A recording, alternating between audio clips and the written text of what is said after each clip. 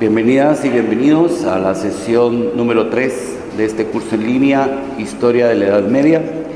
La semana pasada, o en la sesión número 2, que constó de 2 partes, hablábamos de la complejidad de la reforma diocleciana a la hora de crear la tetrarquía y adelanté algunos aspectos como el hecho que Constantino, al tomar el poder, va a continuar un tanto la reforma diocleciana, pero no la idea de la tetrarquía en cuanto a un mejor general, sino que va a asociar a sus 3 hijos al imperio como césares.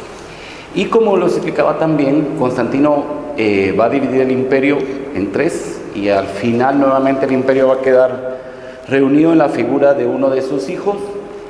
Pero ya el intento de volver a lograr un imperio unificado ya cada día se va diluyendo más, porque la fuerza gravitacional del poder está más concentrada en Constantinopla y ya no tanto en Roma. Como lo expliqué en la clase anterior, Roma dejó de ser la capital del imperio, ya el imperio tenía otras ciudades que regían como tales y no estaba ya esa figura omnipresente de Roma. Como expliqué también, parte de la crisis que vamos a encontrar en este sistema esclavista del final del imperio va a obedecer que en el año 212 Caracalla o Caracalla, como lo quieran pronunciar, va a conceder la ciudadanía romana a todos los habitantes del imperio. Y esto también va a tener una seria repercusión, porque el intento del emperador Caracalla era tener más personas libres en el imperio para poder pagar impuestos. Como se ve, ya empezaba esta crisis que hemos hablado del sistema feudal. Hoy voy a explicar 2 aspectos muy importantes. Uno es el sistema económico de transición, esclavismo y feudalismo, y posteriormente vamos a hablar del cristianismo, que es el otro elemento. El cristianismo no lo vamos a abordar eminentemente desde su desarrollo, porque para eso sería muy bueno organizar un curso de historia del cristianismo, que también ha sido una de las grandes ilusiones que hemos tenido un grupo de colegas, pero sí la importancia del cristianismo en la formación de esa Edad Media. El sistema económico, por tanto, de transición del feudalismo, del esclavismo al feudalismo, lo podemos encontrar en el colonato. Hay una gran discusión todavía de historiadoras e historiadores expertos en el periodo de la Roma tardía, como se le llama también, o tardorromana, en relación a decir que el colonato no tiene como esa prioridad a la hora de destacarlo como elemento fundamental del feudalismo. No obstante, aparecen algunos rasgos que nos van a recordar a los siervos. Lo que sí quiero aclarar es que no vamos a tener la misma figura de los siervos como sinónimo del colonato. O sea, los colonos son personas libres, son ciudadanos de Roma, es decir, con todos los derechos que ya tenían, algunos descendientes de las antiguas familias plebeyas, que se acordarán de sus clases de historia. Se hablaba que Roma tenía 2 grupos, los patricios y los plebeyos, y además estos plebeyos van a tener una injerencia política en el imperio sumamente interesante. Solo lo dejo así apuntado para que veamos que no eran como personas ajenas a todo el movimiento económico, político y social del imperio.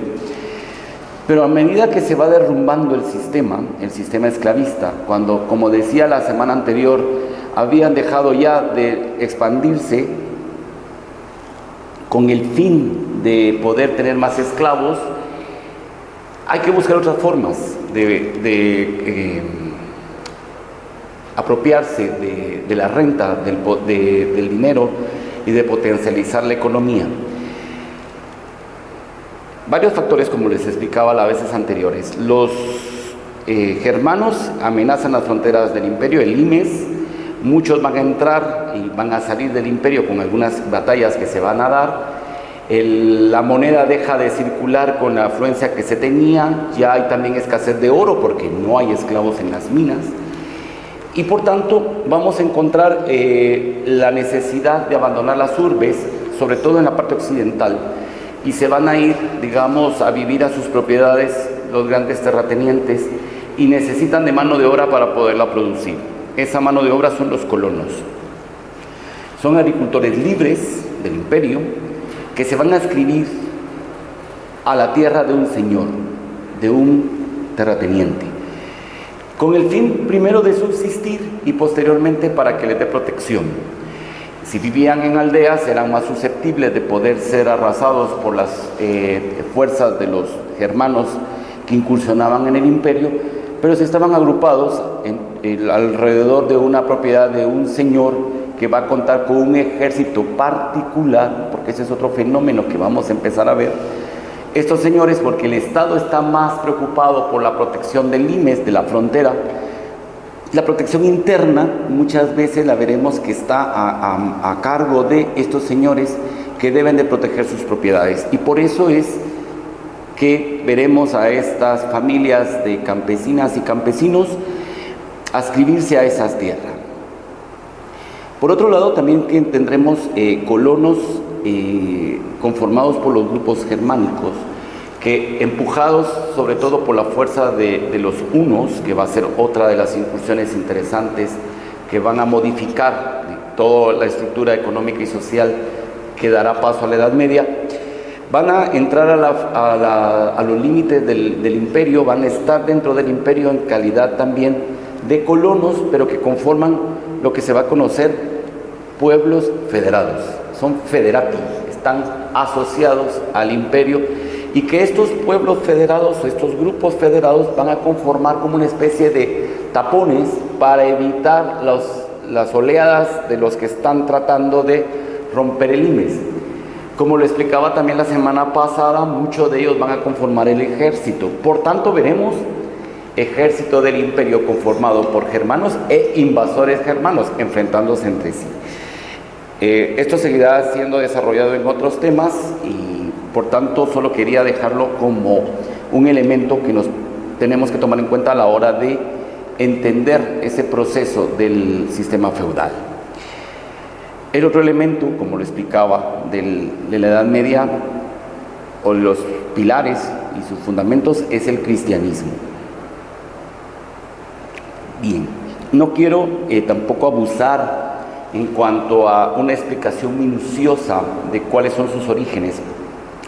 Sí quisiera aprovechar que estamos en este tema para agradecer una serie de preguntas que me han hecho por medio del Messenger del grupo Historia de la Edad Media de Facebook, y hay una pregunta que me llamó soberanamente la atención, y por eso es que quiero asociar la respuesta a esa pregunta, a la cual ya respondí por escrito, a esta explicación.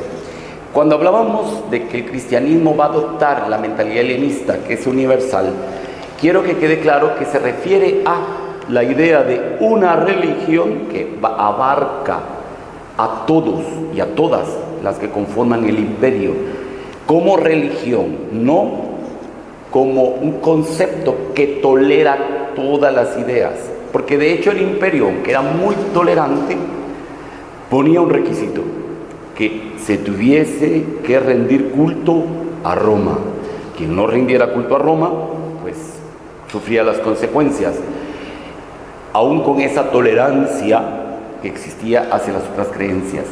El cristianismo no va a adoptar esa tolerancia, ya lo veremos más adelante. Lo que adopta es esa visión de universalidad, de abarcarlo todo, de no circunscribirse a un espacio único y a un pueblo concreto, como era el judaísmo, de donde surge y está su raíz. A esos me refería yo con el concepto universalismo. Y de hecho, el cristianismo va a marcar también la división de los dos imperios, tanto el de Oriente como el de Occidente. El Oriente se va a caracterizar por ser más especulativo, es más urbano, el Occidente es más agrario, donde las discusiones filosóficas y religiosas van a estar a la orden del día, y va a llegar un momento en el cual el tema de la religión cristiana va a ser una competencia de Estado. Ya lo explicaré en unos segundos, pero quería dejarlo así para podernos adentrar. En el 313, por el medio del edicto de Milán, que van a firmar Constantino y Licinio, se va a declarar el cristianismo religión tolerada, que no oficial, no confundir. Es religión tolerada, es decir, como la demás puede ser ejercida sin ningún problema. Y en el año 324, cuando Constantino vence a Licinio y se queda como único emperador del imperio, veremos que esa visión que se tiene de la omnipresencia del emperador también va a abarcar al cristianismo. No olvidar que el emperador romano tenía el título de Pontifex Maximus, es decir, el sumo sacerdote de todas las religiones que estuviesen en el imperio. Y por supuesto el cristianismo entra también. A eso se debe la intervención de Constantino. Y van a intervenir los emperadores en varias herejías que van a forjar también esta división y esta visión tan importante que veremos en la Edad Media. Esas herejías son el arrianismo, el monofisismo, el donatismo, que ya lo vamos a explicar más adelante, el nestorianismo, que son temas que preocupan y que también el emperador les pone atención porque quiere hacer del cristianismo una fuerza unificadora. Hace muchos años, en una clase, estudiando el avance del Islam en el siglo VII y VIII, un estudiante dijo muy claramente el por qué era el éxito de estos ejércitos, y era porque tenían una fuerza interior que les empujaba, había una fe que les llevaba a ese proyecto político que estaban emprendiendo. Lo mismo estamos viendo ahora con el cristianismo. El imperio necesita una fuerza revitalizadora también de su energía como sociedad, o sea, necesita algo que lo empuje, y por eso el emperador ve en el cristianismo a esta expresión religiosa.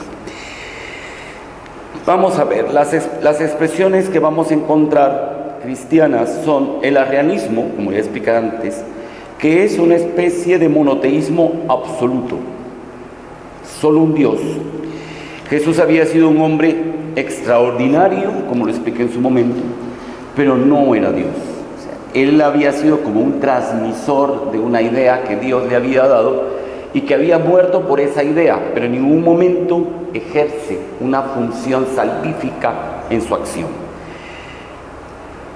Pero luego existe otra corriente, que es la de San Atanasio, que va a decir que existe en Dios tres personas, a las cuales va a denominar la Santísima Trinidad, en la que el Padre es el Dios del Antiguo Testamento, el Hijo es Jesucristo, Jesús, y el Espíritu Santo es la acción de Dios en la naturaleza y en la humanidad. Para quienes llevaron el curso en línea también de Antropología de la Religión, se acordarán cuando hablábamos de las teogonías. Aquí tenemos esa explicación desde el cristianismo de la persona o de las tres personas que están contenidas en Dios. Y nosotros podríamos decir, pero por eso se peleaban. Sí, esto provocó múltiples movimientos, tumultos, muertes, porque era algo necesario de clarificar.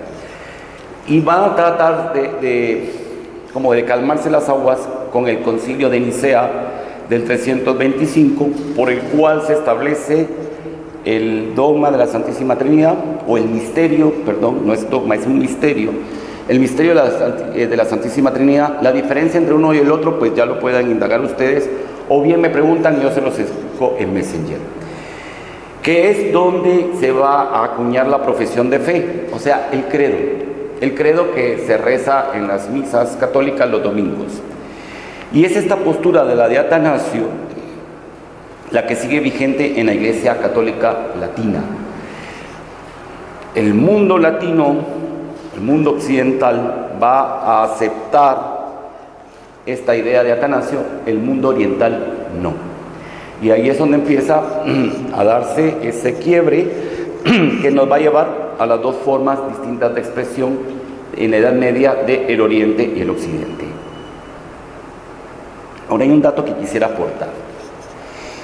Hay un historiador francés, muy bueno por cierto, los colegas y las colegas cuando lo cite sabrán que sí, Henri Pirenne, que nos habla a la hora de tratar de definir qué sucedió en ese momento de la división entre Occidente y Oriente, y nos recalca que la verdadera división entre Oriente y Occidente se produjo no a consecuencia de las invasiones germánicas, sino a raíz de las conquistas árabes. Y de hecho, cuando se den las conquistas árabes, el mundo oriental va a estar tan dividido por la serie de ideas que hay y de confusiones existentes en su seno, que no van a lograr hacer un frente común al momento de las invasiones islámicas, las cuales se estudiarán en su momento. Lo que estaba fuera de la ortodoxia se le va a denominar herejía. Herejía es un término griego que significa elección, preferencia, opción. Esto quiere decir que no se podía dar una opción fuera de lo ortodoxamente establecido y que va a estar determinado en los concilios. Cuando la iglesia estaba en persecución, estos problemas teológicos se arreglaban entre los obispos y a veces quedaban frenados por las persecuciones. Ahora ya no, es el Estado el que está interviniendo para lograr mitigar estas confusiones doctrinales, como las denominaban en su momento. Otra de la herejía que va a salir es monofisismo, que también tendrá mucha influencia en la conformación del Imperio del Oriente. Y de hecho, muchos de los elementos que encontramos en las versiones ortodoxas del cristianismo tienen algunos datos muy similares a estos. En el monofisismo, Cristo poseía una sola naturaleza, que es la divina. No eran dos, solo es una. Y el otro grupo que va a surgir son los nestorianos, el nestorianismo, donde nos habla que Cristo posee en preponderancia la naturaleza humana. Sí, a diferencia de Arriano, los nestorianos dicen, sí, Cristo es divino, pero como que dijéramos, en un 100%, viene siendo como 25% divino y 75% humano. Tiene más fuerza lo humano que lo divino. Y entonces esto va en contra del principio que habíamos visto antes de la Santísima Trinidad, y también va a reafirmar otro aspecto que veremos en toda la relación de la visión de la Edad Media de las dos naturalezas contenidas en Jesucristo, que es la idea que va a predominar hasta ahora de perfecto Dios y perfecto hombre. Lo tenemos ahí. Aquí se está construyendo todo este andamiaje ideológico que va a ser el sustento también entre muchos de la Edad Media. Por último, voy a terminar con tres ideas. Es que es en este periodo también donde se va a definir que María es la madre de Dios con el término Theotokos. Y tenemos que en este periodo también figurarán una serie de concilios ecuménicos que son mundiales, eso quiere decir ecuménico mundial, que van a ir del año 325 al 787. Y una característica sumamente llamativa es que todos los concilios ecuménicos de este periodo son celebrados en Oriente. Occidente no. En Occidente no hemos entrado a esa ebullición de ideas que ya la veremos más adelante en la Baja Edad Media. Aquí estamos en la conformación de la Alta Edad Media. En el 476 es el fin del Imperio Romano de Occidente con la destitución de Rómulo Augustulo, porque lo dije muy bajito. No pensemos que fue una catástrofe, por favor. Yo sé que hay una película que es la toma de Roma. No, Roma ya había sido saqueada anteriormente. Y ya era una costumbre, y si profundizáramos más, que se intercalaban 2 o 3 emperadores de origen germánico o impuestos por los germánicos y otro que no. Entonces se pensó, iba a venir a esto, pero cuando Alarico es el que toma el poder, ya el sistema está dando paso a una nueva conformación política. Nos vamos a quedar acá. Espero que hayan pasado un feliz descanso de Semana Santa. Les deseo unas felices semanas de Pascua y nos vemos en la próxima sesión. Muchas gracias.